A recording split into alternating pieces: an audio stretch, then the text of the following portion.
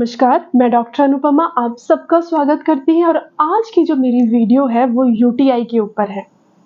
UTI का मतलब होता है यूरिनरी ट्रैक इन्फेक्शन। आपके जो यूरिन का सिस्टम है उसमें कहीं पे भी इन्फेक्शन हो जाए और जिसके कारण आपको बहुत सारी दिक्कतें होती हैं, जैसे आपको यूरिन करने के टाइम पे जलन महसूस होती है, जो आपका प्राइवेट एरिया है वहाँ पे इचिंग बहुत ज़्यादा होती है, स्वेलिंग बहुत ज़्यादा होती है।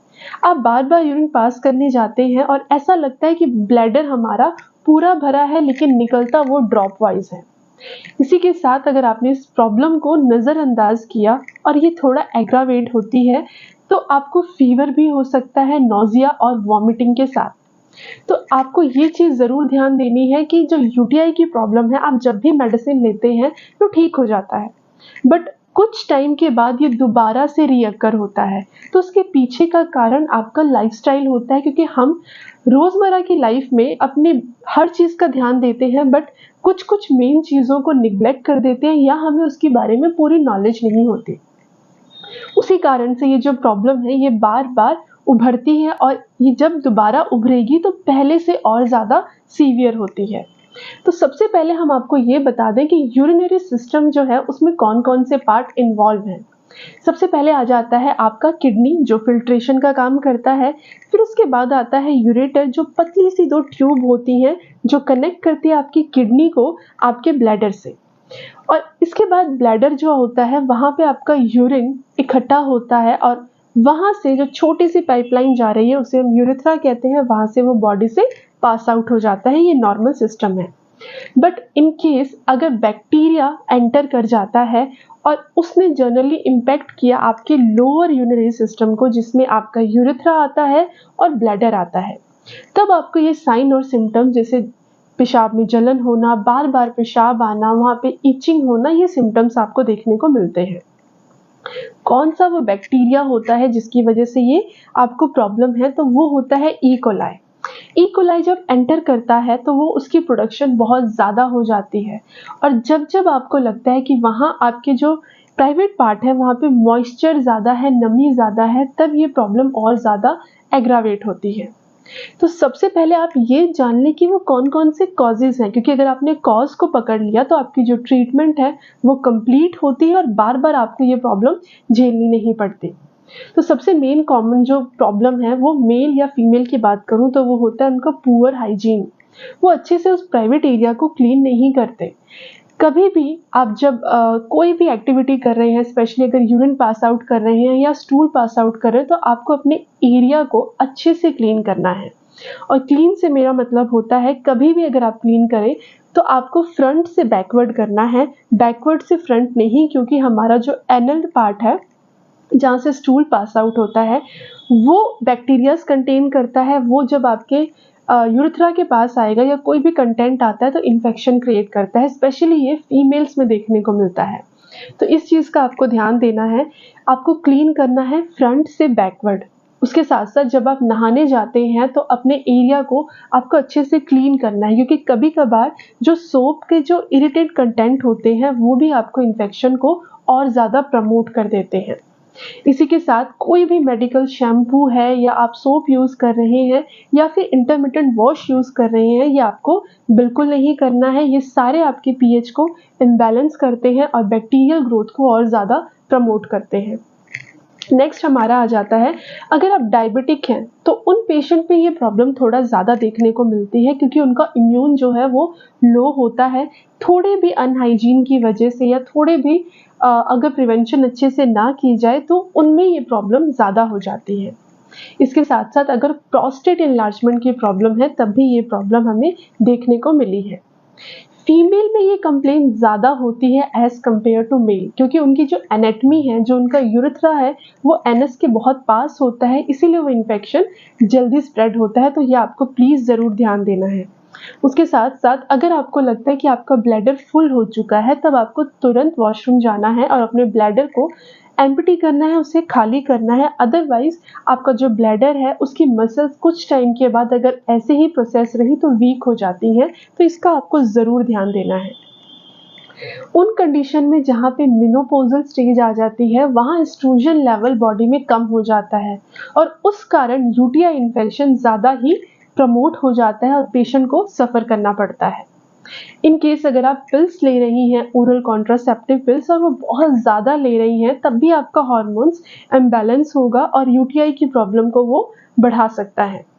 इसी के साथ साथ आपको प्लीज़ ध्यान देना है, जब जब आपकी सेक्सुअल एक्टिविटीज़ होती हैं, उसके बिफोर और उसके आफ्टर आपको अपने एरिया को क्लीन करना है नॉर्मल पानी से, ताकि आपको कोई भी इन्फेक्शन ट्रांसफ़र ना हो मेल से फीमेल में या फीमेल से मेल में। ये थे मैक्सिमम कॉजेज़ जो हमें देखने को मिलते हैं। अब हम जानते हैं वो कौन-कौन से साइन और सिम्पटम्स होते हैं जो आपको इस प्रॉब्लम में देखने को मिलते हैं। सबसे मेन आता है, आपको पेन होता है। लोअर एब्डोमेन पे या पेल्विक एरिया पे हो सकता है, या साइड में भी ये पेन हमें फील होता है। इसी के साथ-साथ एक भारीपन और एक प्रेशर हमें महसूस होता है पेल्विक एरिया पे या फिर आपके लोअर एब्डोमेन पे। और ये जनरली तब होता है जब आपने बहुत दिनों तक ये प्रॉब्लम को सॉल्व आउट नहीं किया और इसका इन्फेक्शन आपके अपर यूरिनरी ट्रैक्ट पे फैल गया हो तो, या इसने आपकी किडनी को इन्वॉल्व किया हो। तो प्लीज़ इसको ध्यान रखना है आपको। अर्ली स्टेज में अगर आपने इस पे ध्यान दिया, प्रिवेंशन पे मेनली अगर ध्यान दिया, तो ये आपकी प्रॉब्लम बहुत जल्दी ठीक हो जाएगी और आपको किसी मेडिसिन की ज़रूरत नहीं पड़ेगी। इसी के साथ-साथ कुछ पेशेंट्स में सीवियर कंप्लेन में उनको ब्लड भी दिखाई देता है जब वो यूरिन पास आउट करते हैं, और आपको जो सेक्सुअल एक्टिविटीज़ है उस दौरान भी पेन महसूस हो सकता है। उस टाइम कुछ वाइटिस डिस्चार्ज होता है, ईचिंग बहुत ज़्यादा होती है और इसके साथ-साथ वो जो एरिया है वो स्वेल अप हो जाता है। और अगर आपने उस टाइम भी उसको ट्रीट ना किया तो आपको फीवर, नोज़िया, वॉमिटिंग सारी कंप्लेंट्स एक साथ देखने को मिलेंगी। तो प्लीज़ आपको ये ज़रूर ध्यान देना है कि ये साइन और सिम्पटम्स कौन से हैं और उसी टाइम आपको डॉक्टर के पास जाके अपने सिम्पटम्स उनको बताने हैं। तो जब आप डॉक्टर के पास जाएँगे, आपके सिम्पटम के अकॉर्डिंग वो कुछ टेस्ट करवाते हैं, जैसे कि आपका आ जाएगा ओटीसी टेस्ट, जिसमें एक डिपस्टिक के थ्रू वो चेक करते हैं कि आपके यूरिन में का जो पीएच है वो कितना है, या आपका वो यूरिन एनालिसिस करवाते हैं रूल आउट करने के लिए कि कौन से पस की वजह से, कौन बैक्टीरियाज की वजह से आपको ये प्रॉब्लम बार-बार हो रही है। उसी के साथ-साथ वो कल्चर भी करवा सकते हैं। तो बहुत सारे मल्टीपल टेस्ट होते हैं रूल आउट करने के लिए। अगर इन केस आपका जो इन्फेक्शन है वो ज़्यादा फैल गया है, उसने किडनी को इन्वॉल्व किया है, तो वो अल्ट्रासाउंड भी करवा सकते हैं या फिर एमआरआई भी कर सकते हैं रूल आउट करने के लिए कि किस-किस चीज़ को उसने डैमेज कर दिया है। तो ये हो गया बेसिक डायग्नोसिस, बेसिक टेस्ट जो आपकी बॉडी में रूल आउट करने के लिए कि वो जो बैक्टीरियाज है वो ई कोलाई है या अदर कोई और फंगल इन्फेक्शन है, और वो कितना इम्पैक्ट कर चुका है आपके बॉडी के इंटरनल पार्ट को। अब हम जानते हैं प्रिवेंशंस के बारे में। देखिए, प्रिवेंशन जो होती है वो बहुत ज़्यादा इम्पॉर्टेंट होती है, क्योंकि अगर आप इस पे ध्यान देंगे तो आपकी जो कंप्लेन है वो आगे नहीं बढ़ती और आप ज़िंदगी भर दवाइयाँ नहीं ले सकते, भले वो एलोपैथी हो या होम्योपैथी। किसी भी दवा को आप लाइफ टाइम यूज़ नहीं करना चाहते, लेकिन अगर आप प्रिवेंशंस पे ध्यान देंगे तो इन प्रॉब्लम से आप बच सकते हैं। तो सबसे पहली जो प्रिवेंशन आती है वो होती है अपने आप को हाइड्रेट रखना है, आपको मैक्सिमम अमाउंट में पानी पीना है। अगर आप पानी ज़्यादा पिएंगे तो जो हमारा यूरिनरी सिस्टम है वो खुद अपने बैक्टीरियल या जो फ्री रेडिकल्स बॉडी में ज़्यादा हो गए हैं उनको यूरिन के थ्रू बॉडी से बाहर निकाल देता है। उसी के साथ-साथ जैसे मैंने आपको बताया था कि अपने हाइजीन को मेंटेन करना है, कभी भी कोई भी स्मेल वाला प्रोडक्ट जैसे डिओड्रेंट हो गया, कोई केमिकल प्रोडक्ट हो गया या कोई इंटरमिटेंट वॉश है या सोप है, वो आपको यूज़ नहीं करना है। आप नॉर्मल पानी से उसको वॉश कीजिए या फिर कैलेंडुला मदर टिंचर आता है, आपको एक बाउल में पानी लेना है और कैलेंडुला मदर टिंचर के 20 ड्रॉप्स लेनी है और अपने एरिया को उससे क्लीन करना है। याद रखिए, स्पेशली नहाने के बाद आपको जो सोप के कुछ पार्टिकल्स एरिया में रह जाते हैं उसको क्लीन करना बहुत ज़रूरी होता है, अदरवाइज़ आपकी प्रॉब्लम बार-बार रीअकर होती रहती है। इसी के साथ-साथ आपको कुछ, अगर आप मेडिसिन्स खा रहे हैं उनकी वजह से भी रिएक्शन होता है, तो आप मेडिसिन तो अवॉइड नहीं कर सकते, बट उस टाइम आपको अपने आप को हाइड्रेट अच्छे से रखना है, पानी अच्छे से लेना है, जूस कंटेंट ज़्यादा लेने हैं और स्पेशली विटामिन सी का ध्यान देना है। विटामिन सी में आपके बहुत सारे फ्रूट्स आते हैं, ऑरेंज है, लेमन है, कर्ड है, स्ट्रॉबेरीज है। ये आपका जो यूरिनरी ट्रैक है उसको बहुत हेल्दी रखता है और बैक्टीरिया को फर्दर जो ग्रोथ होती है उसको ये रोकता है। अब इसके बाद हम बात करते हैं कैनबेरी जूस के बारे में। कैनबेरी जूस बहुत ज़्यादा ही अच्छा होता है अगर आपको यूटीआई की प्रॉब्लम है।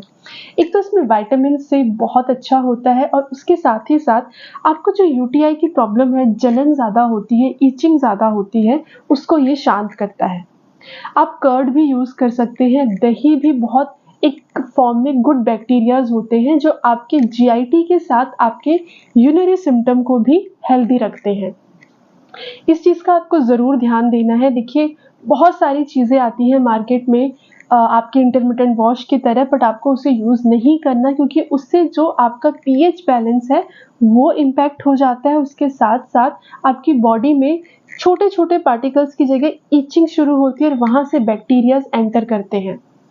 इस चीज़ का आपको ज़्यादा ध्यान देना है। अगर आप अपने गारमेंट्स को भी वॉश कर रहे हैं तो डिटर्जेंट वॉश अच्छे से करना है ताकि कोई पार्टिकल उसमें ना रह जाए और उसको तेज़ धूप में रखना है, क्योंकि अगर वहाँ पे कोई बैक्टीरियाज या फंगल की ग्रोथ हो रही है तो वो आगे फर्दर ना हो, आपको और कोई प्रॉब्लम ना हो।